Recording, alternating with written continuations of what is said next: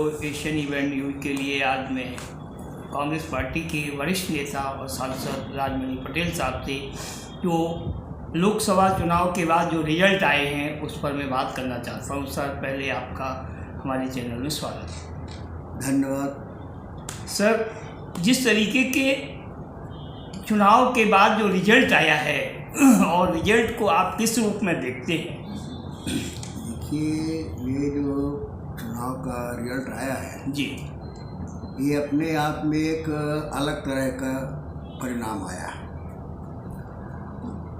जो कई बातों को अपने उसमें समेटे हुए है। जी, चुनाव तो हमेशा होते हैं और हमेशा जीत हार होती है। जी जी जी।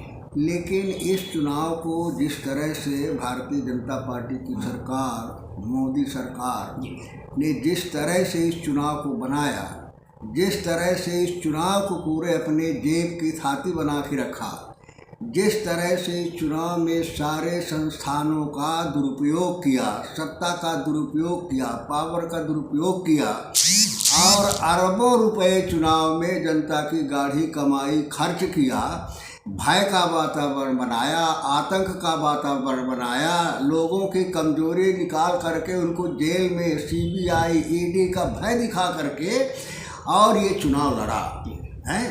लेकिन इतना सब कुछ होने के बावजूद भारतीय जनता पार्टी को बहुमत नहीं मिल पाया। पिछले चुनाव से भी कम सीटें भाजपा को इस बार मिली और मजबूरी में सत्ता को बचाने के लिए आज सारे दलों से गठबंधन करके सरकार बनाने की नौबत आ रही है। इससे निश्चित रूप से इसे विजय कह सकते हैं, लेकिन ये जीत नहीं है। जीत कांग्रेस पार्टी जीत ये होती है जो जीत भावनाओं से, विचारों से, प्रेरणा से, लोगों का सहयोग मिलता है, मार्गदर्शन मिलता है, आशीर्वाद मिलता है, वो जीत होती है। वो कांग्रेस की हुई है। कांग्रेस को जो मत मिला है पिछले उससे ज़्यादा मिला है और थोड़ा बहुमत के करीब में पहुँची है। तो ये सब माने प्रेम का मिला है, उसकी नीतियों का मिला है, उनके कार्यक्रमों का मिला है समर्थन। इस वजह से जीत वास्तव में कांग्रेस की हुई है। भाजपा जीत के भी हार गई है और कांग्रेस जो है हार कर भी जीत गई।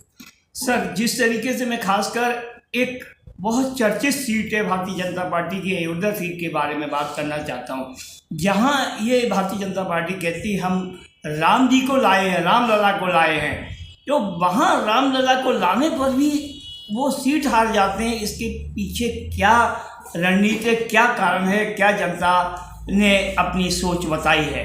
देखिए, अगर वास्तव में धर्म को मानते हैं, धर्म पर वास्तव में आस्था है इनकी, तो ये सारे घटनाक्रम देख करके जो है इनको नैतिकता के आधार पर इस्तीफा दे देना चाहिए। और इसलिए कह रहे हैं कि इन्होंने टारगेट बनाया 400 पार। 400 पार करने का के पीछे इरादा क्या था? इरादा यही था कि जो हमारी वर्तमान व्यवस्था है उस व्यवस्था को बदल करके जो है पूंजी व्यवस्थावादी व्यवस्था को लागू करना, संविधान में संशोधन करना, संवैधानिक प्रावधानों को ख़त्म करना, तानाशाही तरीके से सत्ता सरकार चलाना, यही उसके पीछे मकसद था। इसी वजह से 400 पार का नारा दिया और ये तो खुले रूप से भी कह दिया कि 400 इसलिए मांग रहे हैं कि हमको संविधान में हम परिवर्तन नहीं कर पाएंगे, संविधान में परिवर्तन करना उनका लक्ष्य है। और दुर्भाग्य है कि धर्म का अपना एक अलग क्षेत्र होता है, धार्मिक आस्था अलग होती है, उसका राजनीति और वोट से कोई मतलब नहीं होता है। राम का वो भगवान है, एक अलग आस्था का विषय है। लेकिन जिस व्यक्ति ने, जिस दल के नेताओं ने राम को भी अपने सत्ता के लिए नहीं छोड़ा, उनके साथ भी विश्वासघात किया, उनके साथ भी धोखा दिया, तो इससे बड़ा दुर्भाग्य की बात क्या हो सकती है।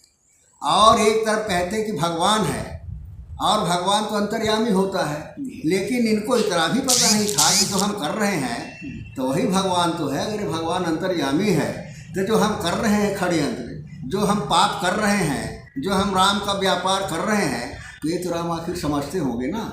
तेरे समझते होंगे तो आशीर्वाद देंगे कि माने उनके खिलाफ माने काम करेंगे, भावना होगी।